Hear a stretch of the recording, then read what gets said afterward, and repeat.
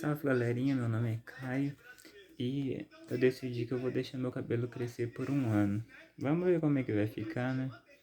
Tipo, eu não lembro exatamente qual foi a última vez que eu cortei, porém eu vou deixar a partir daqui, ó. A partir daqui a minha franja ela já vem mais ou menos na minha sobrancelha assim, e a lateral tá pequenininha ainda.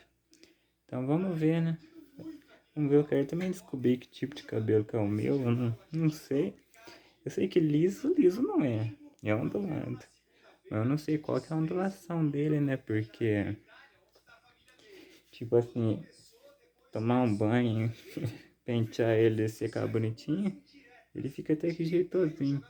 Agora, se eu tomar banho, tipo, nem pentear o cabelo nem nada, deixar ele secar, sem fazer nada, e vira um arame, né?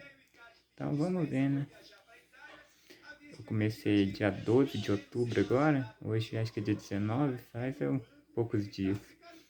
Vamos ver, né, do dia 12 de agora, 12 de outubro de 2021 até 12 de outubro de 2022. Vamos ver o que vai mudar, né? E de mês em mês eu vou gravando e vou postando pra ir vendo. Não sei se alguém realmente vai ver esses vídeos, mas eu guardo pra mim mesmo, né? Vamos ver, descobrir que cabelo é esse e como vai ficar, né? Espero que fique bom, porque faz um tempinho que eu quero que cresça, quero que deixe crescer. Daí pelo menos eu vou saber como é, e daí não vai ter o... Se eu gostar, eu fico, se eu não gostar, eu simplesmente corto. E depois eu pelo menos não fico mais encanado com esse negócio de deixar crescer, pois eu vou saber como fica.